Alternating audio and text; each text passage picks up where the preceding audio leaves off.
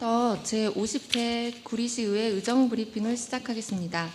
안녕하십니까. 정례브리핑의 진행을 맡은 의회 홍보팀장 윤계은입니다. 먼저 정례 의정브리핑에 대미를 장식해 주신 각 언론사별 기자님들께 오늘은 특별히 더 감사 인사를 드립니다. 네, 그래서 오늘 브리핑에서는 제9대 구리시의회 2년간 의정 성과를 발표하고 소회를 밝히는 시간을 가지도록 하겠습니다. 진행 순서는 의장님께서 직접 발표하신 후에 기자님들과 질의응답 시간으로 진행을 하겠습니다. 지금부터 구리시의회 권봉수 의장님 모시고 제50대 마지막 의정브리핑을 시작하겠습니다. 예, 안녕하십니까. 시민과 함께하는 구리시의회 의장 권봉수입니다. 식사들 맛있게 하셨습니까? 좀 쑥스럽습니다. 뒤에 저렇게 현수막을 우리 의회 홍보팀장께서 어제 갑자기 의장님 50회 의정브리핑인데 현수막을 하나 만드는데 어느 시안이 좋으세요? 그래요. 그래서 그냥 팀장님 좋은 걸로 해주세요 그랬는데 내려와서 보니까 저 일부러 이렇게 짠 건 아닌데 9대 의회 출범해서 제가 의장직을 맡고 이제 정례 브리핑을 시작하고 이제 이달 말로 이제 내일 모레 일요일까지 제 임기입니다. 전반기 의장 임기인데 오늘 공교롭게 의정 브리핑이 50번째입니다. 아까 어떤 기자님께서 일부러 이렇게 맞추신 거 아니에요 그랬는데 맞춘 건 아닌데 우연찮게 50회 의정 브리핑이 전반기 의장직을 수행하는 동안에 했던 브리핑의 마지막 브리핑이 된 듯 싶습니다. 지난 49차 정례 브리핑 때 우리 이번 1차 정례 내용에 대해서 좀 설명드렸었고 그 후에 행정사무감사 예산결산 특별위원회 그리고 어제 시정질문에 대한 답변까지를 모두 큰 문제 없이 잘 치러졌습니다. 그래서 해당 내용들에 대해서는 수시로 우리 의회 홍보팀에서 보도자료를 통해서 각종 조례라든가 또는 행감 내용이라든가 등등을 전부 기자님들께 보도자료를 보내드렸고 또 충실하게 보도해 주셔서 시민들의 알 권리 의회 활동에 대해서 많이 도와주셨다는 걸로 오늘 가름하고 이제 오늘은 지난 2년간 이렇게 50번에 걸쳐서 의정 브리핑을 했고 그 대미를 장식하는 날이어서 그리고 제가 2년간의 의장직 수행하는 그런 소회를 좀 정리를 해야 되겠다 싶어가지고 기억하시겠지만 제가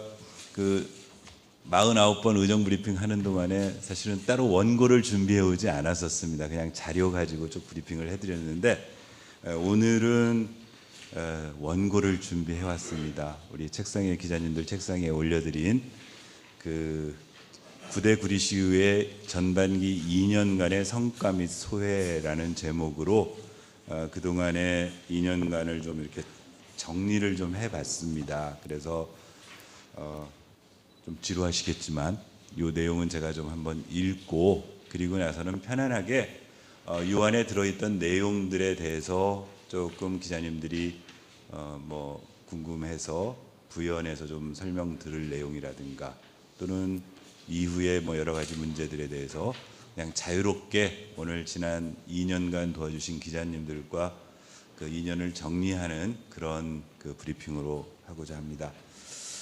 준비된 원고를 읽어보겠습니다. 이건 저의 자랑질입니다. 지난 2년 동안 이런 일 했습니다. 저 참 잘했습니다 하는 자랑질을 이렇게 정리해 놓은 겁니다.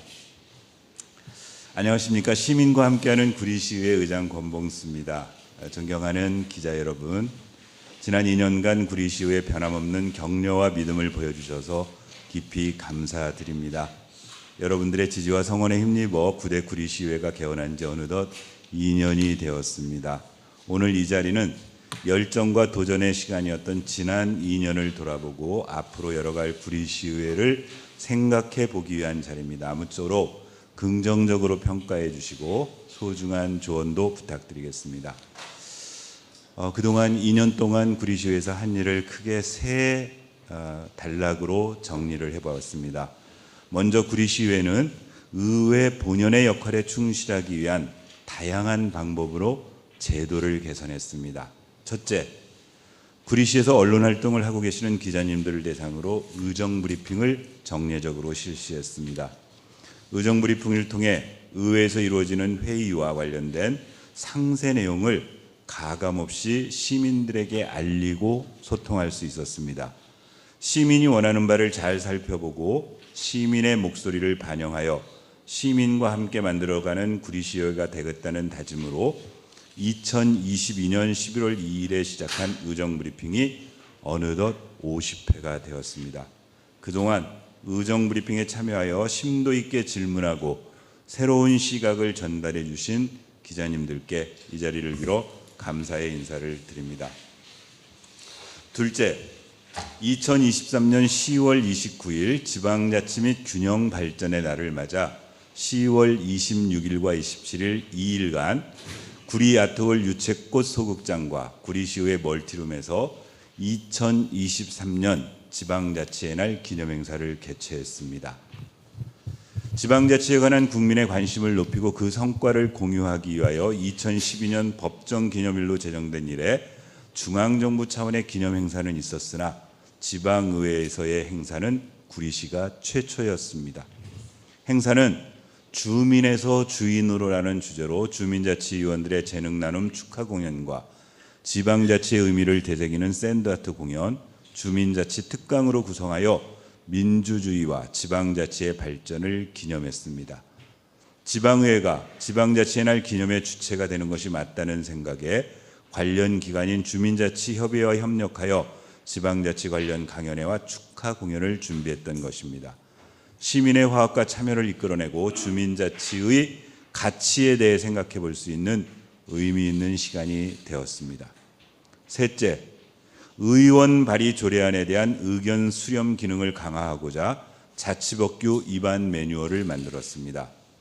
의원이 발의하는 의원 발의 조례 제정 또는 많은 예산이 수반되는 조례의 전부, 일부 개정에 대해서는 공청회, 토론회, 자문간담회, 전문가 자문 등의 의견 수렴 절차를 강화하여 충분히 의견을 수렴한 후 입법이 이루어질 수 있도록 제도화했습니다. 지난 2023년 4월 19일 김영현 의원이 발의한 구리시 기업활동 촉진 및 유치 지원 조례 자문 간담회를 시작으로 총 7차례를 개최하여 다양한 방식으로 현장의 소리를 들으며 완성도 높은 조례를 만들도록 노력했습니다. 방침으로 시작되었던 의견 수렴 절차는 2023년 5월 12일에 의결하여 구리시 회의규칙 일부 개정을 통해 입법화시킨 바 있습니다. 넷째, 회기 중 현안이 되고 있는 중요한 사항을 대상으로 의원이 집행부를 상대로 질문하는 긴급 현안 질문 제도를 만들었습니다. 긴급 현안 질문은 2023년 3월 14일 구리시의회 회의규칙을 일부 개정하여 만든 제도로 시민과의 소통을 강화하기 위해 역대 의회 중 최초로 시도하였습니다. 지난 제331회 제2차 정례에 제1차 본회의 시 긴급 현안 질문을 통해 구리 토평 2지구에 대한 시민들의 의문사항을 해소한 바 있습니다.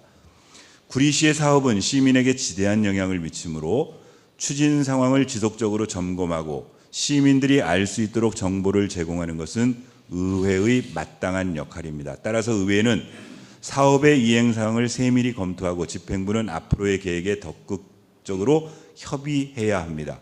시민의 의견을 적기에 시정에 반영시킬 수 있다는 장점이 있는 만큼 향후에도 긴급 현안 질문을 잘 활용하여 시정의 주요 관심사항에 대해 시기를 놓치지 않고 시민들의 궁금한 사항이 해소되도록 최선을 다하겠습니다. 다섯째, 청년들의 지방의회 관심도를 높이고 취업 역량을 강화하고자 청년 인턴 제도를 운영했습니다. 2023년 6월 제1차 정례부터 시작한 청년 인턴십 프로그램은 현재까지 3회에 걸쳐 10명의 인턴이 정례 자료 수집, 조사, 분석 등 기초적인 의정 업무를 지원하였고 올해는 6월 28일까지 모집하여 여름방학 중에 운영 예정 중입니다.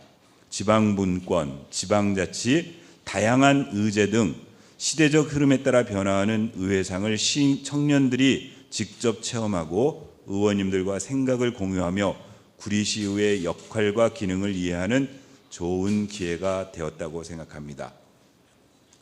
그 다음 범주로 구리시의회는 다양한 기관들과 소통의 장을 만들어 지역 현안을 해결하고자 고군분투하였습니다. 첫째, 경기도와 경기도의회, 구리시의 주요 기관들과 소통하며 한강 횡단 교량 명칭이 구리대교라고 명명될 수 있도록 힘써 왔습니다. 한강 횡단 교량 명칭과 관련하여 구리시의회는 2020년 11월 4일 제300회 임시회 제2차 본회의에서 구리 안성간 고속도로 건설 한강 횡단 교량 명칭 관련 건의문을 의결하는 등 구리대교 명명 서명 운동의 시급성을 강조해 왔습니다. 제9대 구리시의회는 2023년 제323회 임시회에서 구리 안성간 고속도로 건설 공사 한강 횡단 교량 구리대교 명명 건의문을 채택하여 구리시의회 의원 일동은 20만 구리시민의 염원을 담아 한강 횡단 교량 명칭은 구리대교로 명명하여 줄 것을 강력히 건의한 바 있습니다. 앞으로도 집행부와 긴밀한 협조하에 33번째 한강 횡단 교량을 구리대교로 명명하기 위해 최선의 노력을 다할 것입니다. 둘째, 지난 11월 9일 구리시의회는 시의원 전원이 동의하여 GTX B노선 갈매역 정차 촉구 결의문을 채택하였습니다. 구리 갈매지구 인근 주택 공급을 대폭 확대함으로써 구리시는 교통 대란을 넘어 교통 참사가 예상되고 있습니다. GTX B노선의 갈매역 정차 타당성 용역 결과 GTX가 갈매역에 정차하더라도 사업 기준에 적합하여 열차 운행 계획에 아무런 영향이 없음에도 불구하고 갈매역에 정차하지 않아 이를 변경시키고자 하는 사항이었습니다. 구리시 의회의 결의 의지를 강력하게 전달하기 위해 11월 18일 국토교통부에 직접 방문하여 결의문을 전달하였으며 23일에는 국회 김민기 국토교통위원장을 방문하여 면담을 실시하고 결의 내용을 전달한 바 있습니다. 국토교통부가 지난 4월 21일 수도권 광역급행철도 B노선의 민간투자사업 환경영향평가서 초안에 대한 주민 등의 의견 수렴 결과 및 반영 여부를 공개한 공고문에 갈매역 추가 정차 내용이 포함된 것은 매우 환영할 만한 일입니다. 이에 더욱 노력하여 GTX B노선 갈매역 정체가 반드시 이루어지기를 바랍니다. 마지막으로 구리시의회는 의회의 본연의 기능인 입법활동, 집행부 감시와 견제활동을 통해 구리시 발전과 시민 삶의 질 향상이라는 공통된 목표를 실현해 왔습니다. 첫째, 구리시의회는 지난 2년간 의원발의 조례안 97건을 재개정하였습니다. 조례 재개정으로 시민의 삶에 필요한 제도적 장치를 마련하였고 경제, 복지, 안전, 환경 등 다양한 분야의 입법활동으로 의회 본연의 역할에 충실하기 위해 노력했습니다. 조례는 시민들의 삶에 직접적인 영향을 미치는 만큼 지역 현안에 대한 의원님들의 높은 관심과 이해도가 전제되어야 할 가능한 일이었고 구리시의 의원들은 시민들과 소통하고 현장을 확인하며 시민들이 원하는 법적 근거를 만들었습니다. 앞으로 남은 2년 동안에도 시민의 일상에 필요한 정책들이 조례로 발의될 수 있도록 현장에서 발로 뛰며 공부하겠습니다. 둘째, 감시기관으로서 행정사무감사, 시정질문 등을 강화하고 활발히 대안을 제시하여 의회의 본질적인 역할에 집중했습니다. 구리시의회는 2년 동안 행정사무감사의 지적사항 281건, 시정질문 5회를 통해 시민의 목소리에 귀 기울이며 시민이 원하고 희망하는 사항이 정책으로 구현될 수 있도록 노력했습니다.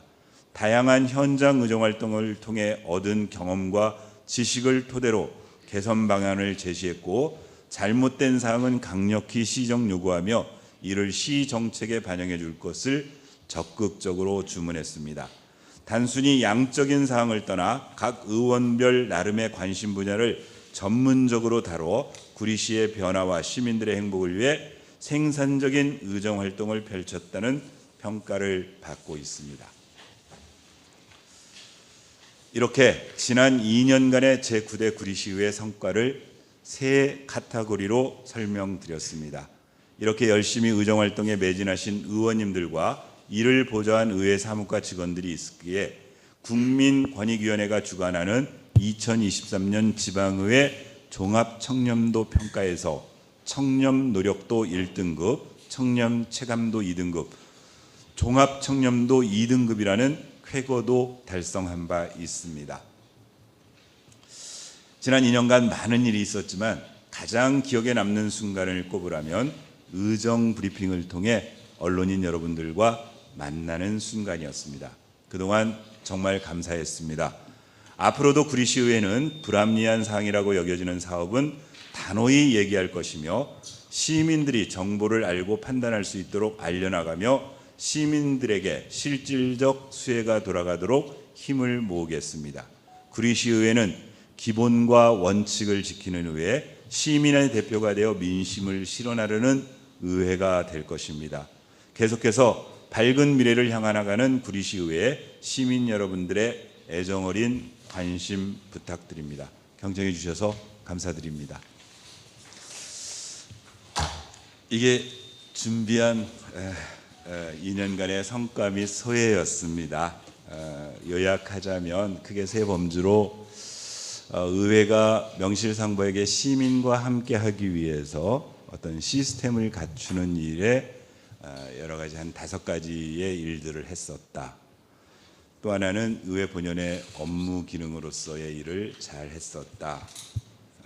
그리고 우리 입법과 감사 기능에도 충실했었다. 그래서 뭐 어느 의회와 겨루어도 결코 뒤지지 않을, 그리고 역대 구리시 의회에서도 뒤지지 않을 만큼의 좋은 성과를 낸 지난 2년이었다. 뭐 이런 정도로 정리해서 말씀드렸고요. 특히나 아마 그 2년이면은 1년이 52주니까 한 104주 정도 되는데 오늘이 50회입니다. 그러면 산술적으로 격주 정도로 이렇게 기자님들과 만나서 시민들에게 이런 좋은 내용들, 알고 있는 정보들을 서로 이렇게 소통할 수 있는 정리의 브리핑을 50회까지 할 수 있었던 것이 어찌 보면은 가장 기억에 남는 성과라고 할 수 있었고, 오늘 그 대미를 50회 정례 의정 브리핑으로 마무리하게 돼서 무척 기쁘게 생각합니다. 여기까지가 제가 준비한 원고였고요. 혹시라도 제가 정리한 내용에 좀 추가적인 라든가 또는 그동안 의정 브리핑 보시면서 좀 불편하셨다든가 뭐 이렇게 좀 고쳤으면 좋지 않겠느냐 해서 후반기 이제 의회를 이끌어가실 우리 후반기 의회에서 정례 브리핑을 할 때 좀 더 이렇게 발전시킬 수 있는 방안들 또는 또 뭐 제가 좀 전달해 드릴 수 있는 현안들 그냥 이렇게 뭐 편안하게 질의응답 갖는 그런 시간을 갖도록 하겠습니다. 마이크 필요하신 분 안 계십니까? 늘 그냥 제가 일방적으로만 얘기하는 게 습관이 돼서. 네, 우리 앉아서 하셔도 괜찮습니다. 예, 제가 나이가 많아서 미안합니다. 저 경기 북유세 황호 기자입니다. 네, 그동안 그 전반기를 이끌으시면서 여러 가지 좋은 성과를 이루신 분께 우선 그 마지막 그 브리핑을 하신 데에서 좀 축하의 말씀을 드리고 감사하는 말씀을 드립니다. 제가 그 2가지를 질문드리겠습니다. 지금 현재 그 의회에서 민주당에서는 그 서울 편입에 대해서 반대하는 걸로 알고 있습니다. 그렇습니까? 아니요, 뭐 특별히 반대하는 건 아닙니다. 네, 예, 그 부분에 대해서 혹시 의장님께서 편입이 되는 것과 안 될 그 장단점이 있으면은 한번 여기서 말씀을 해두시고, 두 번째는 제가 좀 의장님한테도 그렇고 좀 싫은 얘기를 안 할 수가 없습니다. 제가 여기에 구리에 출입한 지가 6, 7년이 됐는데 원래는 어떻게 돼가지고 광고를 안 줘요. 여기에 보면은 분명히 그 의회가 집행부의 감시와 견제 활동을 하겠다고 했고 마지막에 불합리한 사항이 있으면 단호히 개선하겠다 그랬는데 이거는 물론 의장님의 책임은 아닙니다. 그러나 전체적인 책임은 의장님도 아셔야 되는 겁니다. 나는 솔직히 말해서 나이 80이 넘어가지고 중앙지에서 근무하다가 지방지에 갔다가 지금은 인터넷을 하고 있지만은 이거는 내가 80년간 40년간 기자 생활하면서 이거 처음 느껴보는 일입니다. 그리고 또 하나 내가 자랑은 아닙니다만은 이번에 그 행정감사할 적에도 구리시 의회에 바란다는 그 칼럼을 썼습니다. 의장님 보셨는지 모르겠는데요. 나는 최선을 다해서 보도자료 오는 거 다 올리고 아침에 7시에 일어나면 밤 9시 10시 돼가지고 보도자료가 다 끝납니다.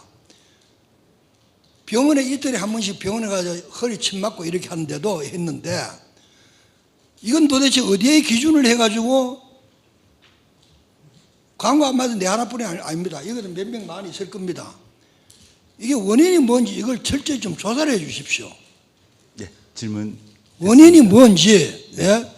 왜 안 주는지, 올해는 왜 안 주는지, 그걸 이유를 분명히 여기서 밝혀가지고 얘기를 해 주십시오. 왜냐하면 여기 의회 과장님도 계시고, 팀장도 계시고, 다 계시는데, 나름대로 이유가 있을 거 아닙니까? 예. 이거는 내가 대표로 해서 이런 말씀을 드리는 겁니다. 제 혼자 얘기가 아닙니다. 예. 이 부분을 대해서 명확하게 오늘 떠나시기 전에 결정을 내려주시기 바랍니다. 이상입니다. 예.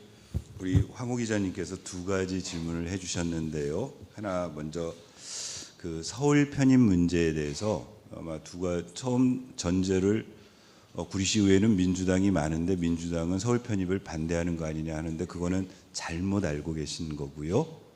일단 그 서울 편입이라는 표현 자체를 저는 공사석에서 온당한 표현이 아니라고 주장합니다. 구리시가 무엇이 꿀릴 게 있어서 서울에 편입될 이유가 없습니다.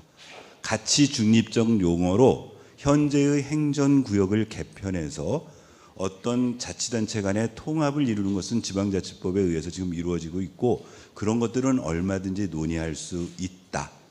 다만 이렇게 왜곡되어진 용어로 구리시가 마치 작은 데가 있어서 서울로 편입되는 게 시민들의 뜻인 듯이 하는 것들은 온당한 표현이 아니라는 주장이었고요. 최초의 이러한 주장 자체가 작년 연말서부터 총선을 앞두고 모 정당에서 어떤 정치 구도를 이용하고자 구리, 김포, 고양, 하남 등 몇몇 서울 인근에 있는 자치단체를 서울로 편입하는 것을 정책으로 제시하고 특별법을 만들어서 하겠다고 추진했었고 그런데 그거 유야무야 되어졌습니다. 지금도 구리시에서는 의회에서도 예산 편성 승인했습니다. 자, 구리가 서울과 통합되는 부분들에 대해서 장단점은 무엇인지 그리고 그 절차를 이행하는데 시민들의 의사는 어떤 건지를 확인해 볼 수 있기 위해서 토론회 예산과 여론조사 예산까지도 의회는 승인한 바 있고 그런 객관적인 어떤 정보가 시민들에게 전달되어지고 지금 현행 법률로서 보장되어져 있는 절차에 따라서 절차를 진행하는 바에 따라서 의회가 반대한 바도 없고 의회의 다수당인 민주당이 찬반 의견을 가진 바도 없습니다. 그건 민주당 중앙당에서도 경기도 인근에 있는 서울 부근에 있는 어떤 그 소위 도시들이 서울과 통폐합하는 문제에 대해서 당론을 정한 바가 없습니다. 그건 황호 기자님께서 잘못 알고 계신 거라는 말씀드리고요.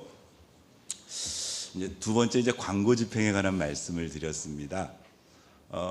현재 이제 구리시와 구리시 의회에 어떤 출입을 통보하고 있는 언론 매체가 200개가 넘습니다. 그러면 구리시도 마찬가지고 시 집행부도 마찬가지고 의회도 마찬가지고 한정된 홍보 예산을 가지고 있습니다. 당연히 시 집행부가 의회보다는 훨씬 많은 그 액수를 할당받아서 가지고 있지만 제한된 재원을 가장 효율적으로 소위 시나 의회의 홍보 예산을 집행하는 데는 그러니까 등록되어 있는 모든 매체 200개 매체의 골고루 드릴 수는 없는 일입니다. 그러다 보면 그동안 집행되어진 관례라든가 또는 매체의 역사라든가 또는 소위 시나 의회의 언론 그 보도 형태에 대한 객관적 평가라든가 이런 것들을 나름대로 계량화해서 우선순위를 정할 수밖에 없고 그 우선순위에서 아마 우리 황 기자님 매체가 올해 광고비 집행을 못 받으신 듯하고 여기 계신 분들 중에도 최근에 이제 신생 뭐 인터넷 언론으로서 등록해서 출입한 지 얼마 안 되시면 지금 열정적으로 제가 그걸 왜 모르겠습니까? 여기 계신 분 기자님들 중에는 거의 50회 정례 브리핑 중에 절반 이상 뭐 30회 이상을 참석해서 의회 보도에 열중해 주신 분들이 있어요. 그럼에도 불구하고 그동안 관례적으로 집행되는 어떤 원칙, 가령 지면 매체를 가지고 있느냐, 가지고 있지 않느냐, 또는 소위 포털에 등재가 돼 있느냐, 안 돼 있느냐, 뭐 등등의 여러 가지 기준을 가지고 제한적으로 우선순위를 가지고 집행할 수밖에 없다라는 그 점을 좀 양해해 주셨으면 좋겠습니다. 향후에 그런 부분들이 쌓여서 조금 더 우선순위가 올라가면 당연히 서로 많은 부분을 집행할 수 있을 것이고 이왕이면 이제 의회 입장에서도 조금 더 예산을 증액할 수 있으면 증액해서라도 그런 홍보 예산을 사용할 수 있도록 그렇게 하겠습니다. 그리고 하나만 더 저기 우리 황 기자님께 좀 부탁드린 것은 오늘 이제 여러 기자님들이 모여서 50회 저 우리 그 의정 브리핑 성과 소회인데 이제 특정한 어떤 그런 뭐 광고 집행 부분을 그건 좀 사적인 부분은 조금 더 이렇게 제안해서 좀 추가 질문해 주시기 바랍니다.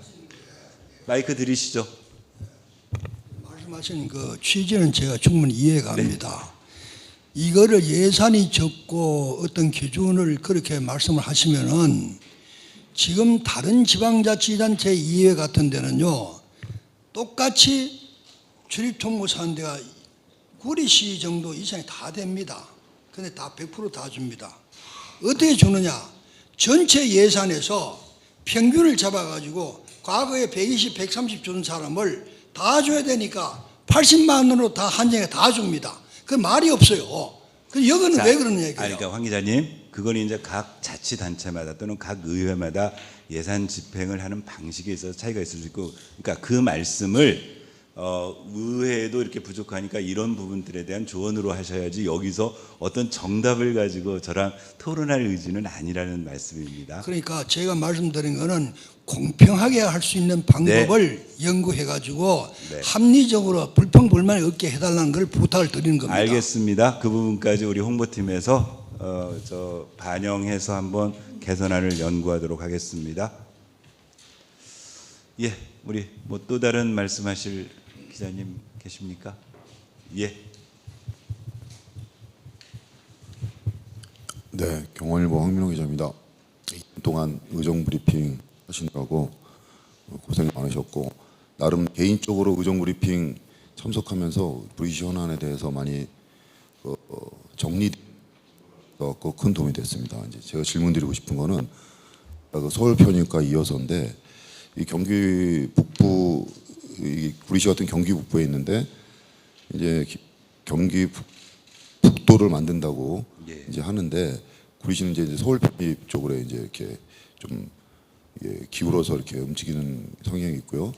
근데 개인적으로 이제 여쭤보고 싶은 게 우리 의장님께서는 경기 북도가 구리시 시민과 구리시에 더 낫다고 생각하십니까? 서울 편입이 더 시민들의 이익이라고 생각하십니까? 개인적인 그 판단이 있으면 좀 부탁드리겠습니다. 이제 기본적으로 저는 이제 그 어떤 시스템이나 구조를 신봉하는 사람입니다. 그러니까 현재 이제 우리 행정구역이 존재합니다. 행정구역은 우리 3단계 행정구역 체제지요. 이렇게 광역자치단체, 그다음에 국가광역자치단체, 그다음에 기초자치단체 이렇게 3단계 체제인데 일단 이제 서울과 행정구역을 개편하는 문제는 기본적인 그 체계의 되게 틈바구니입니다. 그러니까 서울이라는 광역자치단체에 구리라는 기초자치단체가 어떤 국가적 필요이거나 당사자 간 필요에 의해서 행정구역을 개편하겠다는 그런 취지로 읽혀져야 됩니다. 그러면 과연 그 필요성에 대해서 이제 우리 시민들이 느끼는 감정이 하나가 있습니다. 정서적인 문제죠. 일단 정서적으로 경기도민이라는 의식하고 서울특별시민이라는 생각 때문에 시민들이 느끼는 정서적 그 수용성 자체는 상당히 높습니다. 그런데 이제 현실적인 문제가 과연 가능하겠느냐의 문제입니다. 그러니까 행정구역 개편을 하기 위해서는 위로부터든 아래로부터든 지금 관련 법의 절차들이 정해져 있어요. 지방자치법에서 행정구역 개편할 수 있습니다. 통폐합 가능합니다. 그러기 위해서는 예를 들면 그 당사자가 되는 행정 단위에 지민의 대의기관인 지방의회의 결의가 있거나 또는 주민투표를 거치거나 이렇게 지금 명기되어 있습니다. 그러면 서울과 구리가 통합하기 위해서는, 구리가 서울의 구로 들어가기 위해서는 뭐 일각에서는 구리를 서울의 특별 무슨 구 또 그다음에 시라는 이름을 가지고 있는 채로 들어가 뭐 이런 그야말로 소설 같은 공상소설 같은 얘기들을 많이 하시는데 불가능한 일입니다. 서울특별시 안에 지금 뭔가 특별법을 만들어서 구리시를 서울특별시 안에 존재하는 특별시로 받을 이유가 뭐가 있습니까? 그럼 현재 가능한 거는 구리시를, 경기도에 속해 있는 구리시를 서울특별시에 있는 구로 받는 수밖에 없는데, 그러기 위해서는 자, 이해 당사자가 뭐냐면은 서울시, 서울특별시가 존재합니다. 그 다음에 구리시가 이해 당사자입니다. 현재 구리시가 속해 있는 광역자치단체인 경기도가 존재합니다. 그럼 이 세 주체의 지방의회 의결 또는 주민투표가 필요한 절차인 거죠. 그래서 물리적으로 이거는 거의 쉽지 않은 일이다라는 걸 저는 견지하고 있고, 경기 북부특별자치도는 현재 그러니까 광역자치단체와 기초자치단체 간의 이 언밸런스한 이런 방식의 소위 행정구역 개편이나 합병이 아니고, 그건 경기도라는 광역자치단체의 도지사 또는 경기도 의회에서 일정 부분 행정적 필요가 하니까 북부권에 있는 10개 시군을 분도하는데, 일반적인 도로 분도해가지고는 아무런 메리트가 없으니까 소위 특별자치도로 분도하는 절차를 진행하겠다라고 지금 이니셔티브를 가지고 진행하고 있는 겁니다.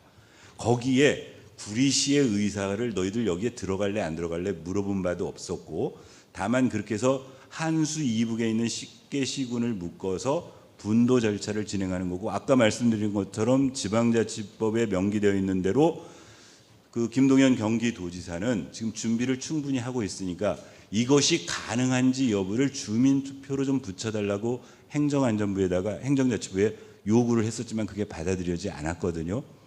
그러니까 저는 이제 현실적으로 시민들의 정서는 경기 북부특별자치도민 이렇게 분도해서 무슨 이점이 있어서 이것보다는 서울특별시민 하면 정서적으로 받아들이는 강도는 강해 보인다. 다만 그건 현실적으로 불가능해 보인다. 그렇다면 경기도나 국가 정책적인 차원에서 만약에 경기 북부특별자치도를 분도한다면 그 부분에 대해서 구리시가 한수 이북에 존재하는데 우리는 경기 북부특별자치도로 가지 않고 경기도에 남아있을게요 라고 주장할 하등의 이유는 없겠다. 이런 정도가 저의 정리된 입장입니다.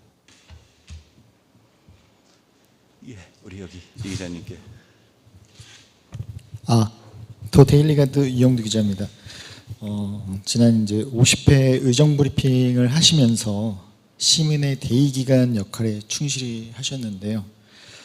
앞으로 민선 8기 남은 2년을 위해 아쉬운 부분이 있다면, 또는 향후 이 구리시 의회가 뭐 어떤 부분에서 좀 플러스 됐으면 하는 게 있다면. 네. 그냥 의회 쪽 입장만 물어보시는 거죠? 집행부를 물어보시는. 포괄해서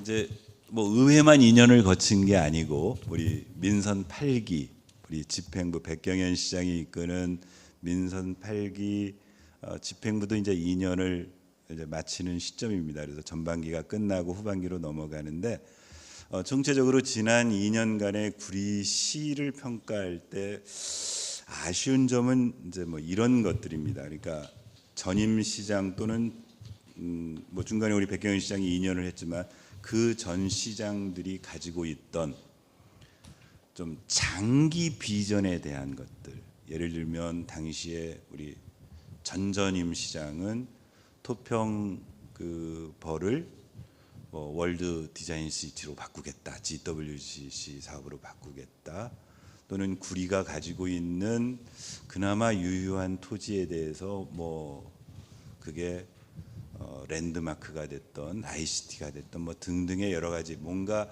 시민들에게 거시적이고 장기적으로 뭔가 제시하는 비전들에 대한 추구가 상당한 있었는데 지난 2년을 평가해 보면 결국 그렇게 추진되었던 전전임 시장들이 추진되었던 사업들이 그냥 아무런 형해와 없이 없어져 버렸어요. 그 중에 뭐 토평벌이사 그렇게 지지부진한 와중에 국가가 거기에 공공택지지구로 개발을 하겠다고 지정을 해버려서 그건 우리 의지와 상관없이 국가적인 필요에 의해서 1만 8천 세대의 아파트가 1만 8천 호의 아파트가 지어지고 기타의 시설이 들어오도록 이제 외부적으로 주어져 버렸는데 나머지 부분에 대해서 우리 내부가 가지고 있던 그런 장기 발전 과제가 좀 없어 보인다. 그러면 우리 시민들이 과연 어떤 전망을 가지고 이렇게 살아갈 것인가에 대한 좀 그 부족함이 있었다라는 총체적 평가가 가능하고, 그러면 이제 그렇게 집행부가 해가는데 의회가 왜 제대로 역할을 못했느냐는 비판을 받을 수 있습니다. 그런데 참 난감했습니다. 그러니까 자치단체장이 이런 일을 하겠다고 막 그림을 그리고 달려나갈 때 의회는 그렇게 달려나가시다가는 다칩니다, 이거 절차를 이행해야 됩니다 등등으로 뭔가 제어하고 이렇게 좀 할 수 있는 이런 역할인데 도저히 뭐 달리지 않겠다는 말을 억지로 끌고 의회가 가서 여기 가서 물 먹으세요 할 수 있는 그런 제도적 방법이 없었어요. 이제 그 점이 좀 아깝고, 뭐 특별히 의회와 관련해서는 뭐 큰 그나마 적이 없이 했는데, 아까 제가 이제 한 가지 아쉬움은 하나 있습니다. 제가 아까지 그 의회 2년간의 성과 중에 하나로 제시한 것 중에 하나가 우리 긴급 현안 질문 제도라는 제도를 만들었다. 그러니까 왜 이걸 의원님들과 협의해서 만들었냐면, 그러니까 시정을 이끌어가는 집행부에 총체적으로 뭔가를 좀 물어보거나 확인을 해야 되는데 현재로서는 그게 시정 질문밖에 없어요. 근데 시정 질문은 전반기 6월 달에 한 번, 후반기 12월 달에 한 번 이렇게 두 번밖에 이렇게 잡혀 있지가 않습니다. 그런데 사건은 시시때때로 일어나요. 그러면 이 부분을 우리 의회 본회의장에서 시민의 대의기관인 의회가, 시민의 대표인 의원이 시장 또는 집행부의 국장들을 상대로 해서 그런 현안들을 활발하게 물어봤으면 시민들에게 그 과정을 통해서 사실을 알려내고 뭔가 잘못된 방향을 바로잡고 하는 그런 긍정적 기능이 있을 거라고 예상하고 만들어놨는데 실제로 긴급 현안 질의를 한 번밖에 하지 못했습니다. 그래서 이제 하반기에는 좀 더 이 긴급 현안 질의를 자주 의회에서 의원님들이 좀 하셔가지고 우리 시민들이 관심 있는 분야들 그때 생겨나거든요. 예를 들면 별내선 문제만 해도 모든 시민들이 6월 말에 개통될 거라고 예정하고 있었는데 그게 8월 달로 늦춰졌어요. 그런데 저희 의회 입장에서는 주례보고를 통해서 정도를밖에 들을 수 없었는데 그런 문제가 생겼을 때 본회의장에 시장 또는 국장을 불러놓고 왜 그렇게 됐는지 또는 그걸 보완할 수 있는 건 뭐는지 등등을 이렇게 시민들께 보시게 할 수 있는 좋은 취지의 제도가 긴급 현안 질의 제도거든요. 후반기에 제가 의원으로 돌아가면 적극 활용하도록 할 생각입니다. 뭐 또 다른 기자님 안 계십니까? 예, 우리 저쪽에 먼저.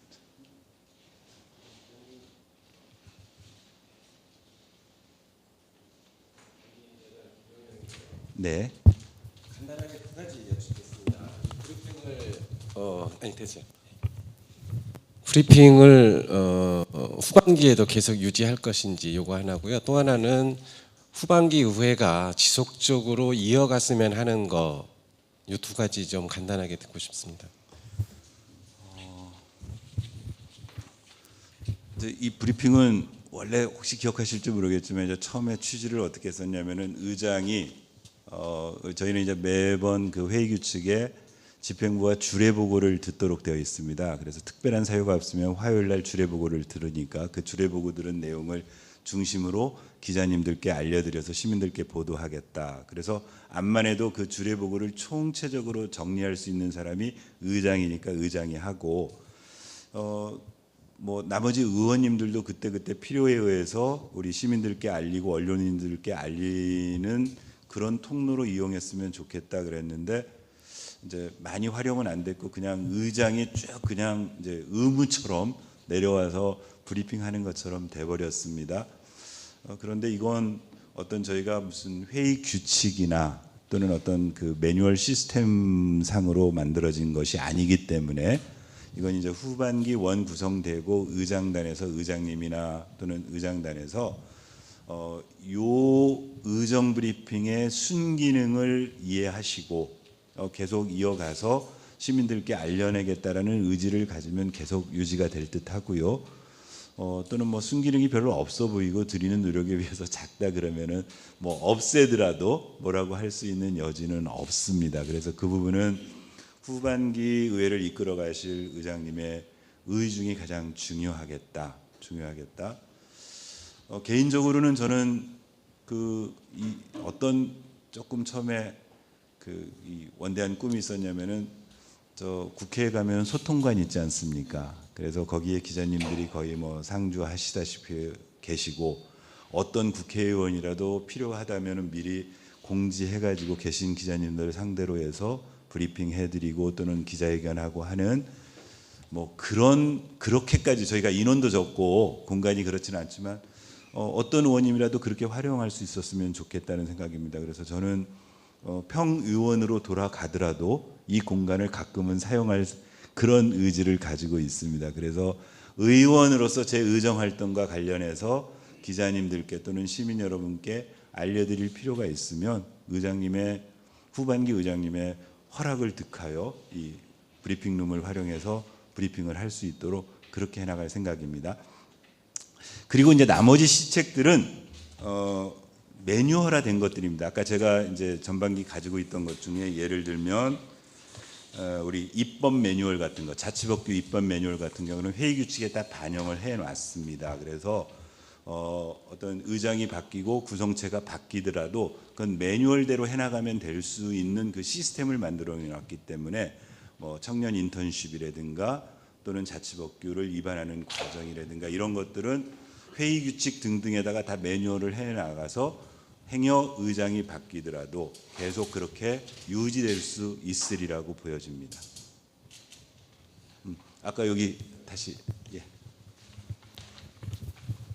이제 2년 전반기 의장단이라고 해야 되나요? 네. 이제 임기가 이제 끝나서 내일 뭐 이제 그 관련해서 네네. 의회가 열리는 거 알고 있는데 현재 후반기는 어떻게 지금 원구성을 어떻게 할 건지 그 진행 상황이 좀 알려진 게 없어갖고 네. 그거에 대해서 어떻게 지금 되고 있는지 알고 싶습니다.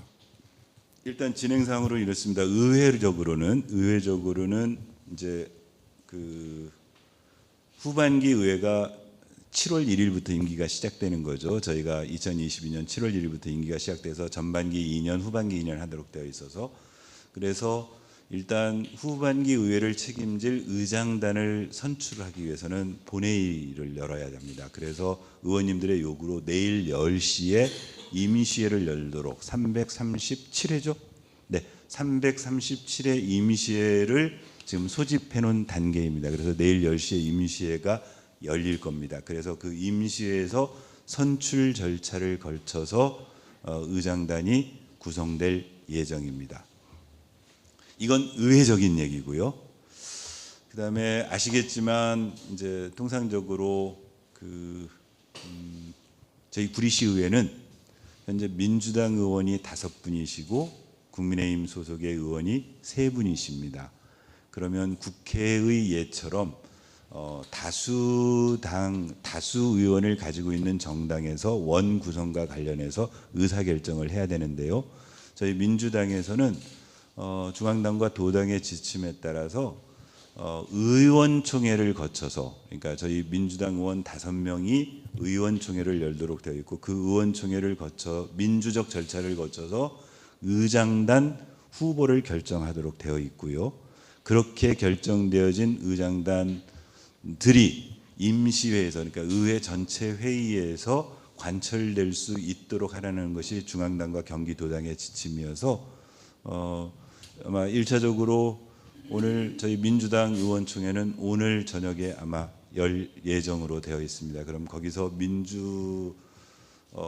당의 의장단 후보가 결정될 거고, 저희 민주당은 내일 임시회 때 의원총회에서 결정된 의장단을 그대로 관철하기 위해서 노력할 예정입니다. 이제 국민의힘 속에서 어떤 지금 프로세스를 가지고 있는지는 제가 소속한 정당이 아니어서 그쪽은 잘 모르겠습니다. 다만 하여튼 최종 확정은 내일 오전 10시에 열리는 제337회 임시회에서 하반기 의회를 책임질 의장단을 선출하도록 되어 있다. 여기까지가.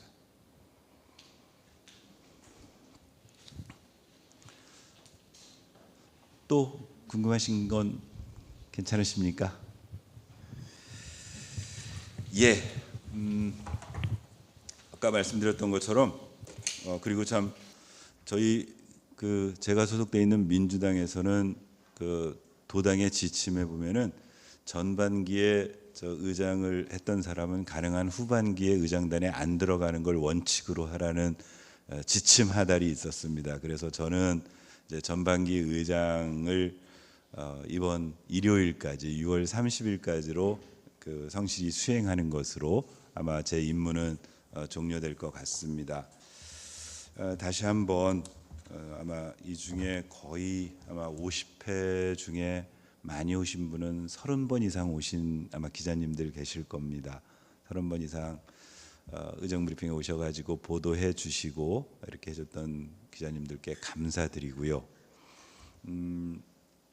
또 우리 홍보팀장님이 열심히 우리 의회 의원님들의 활동 사항을 시민들께 알려드리기 위해서 보도자료 열심히 만들어서 보내드렸는데, 아까 우리 황호 기자님 말씀하셨던 것처럼 막 늦은 시간까지 새벽까지 그 보도자료 기사로 만들어서 저희 구리시의회 활동상을 알려주신 여러 언론인 여러분들께 또한 감사를 드립니다. 아까 말씀드렸던 것처럼 의장으로서 이 정례 브리핑을 주재하는 건 오늘이 마지막입니다. 이제 우리 하반기 2년 동안에는 의원 권봉수로서 의정 활동하는 과정에 혹시라도 우리 언론인 여러분들께 보도를 부탁드리고 시민들께 좀 더 많이 알려달라는 부탁이 있으면 언제라도 이 브리핑룸을 활용해서 의원 권봉수로서 여러 가지 설명을 드릴 수 있는 자리를 종종 갖도록 하겠습니다. 아울러서 개인적으로도 보도를 요청하는 보도자료 보내드리면 많이 좀 실어 주십시오. 그래서 의원 권봉수가 아주 열심히 활동하고 있다는 걸 우리 구리 시민들이 아실 수 있도록 잘 보도해 주시기를 부탁드립니다. 지방의원들 욕 많이 먹거든요. 어제도 보니까 늘 언론에서 중앙매체에서 다루는 기사 중에 하나가 지방의원들 일도 안 하는데 외국만 간다, 하여튼 누구 하나 일탈이 생기면 지방의원들 일탈이 있다 해가지고 하는데, 그건 되게 빙산의 일각이고 많은 의원님들이 열심히 그야말로 하고 있습니다.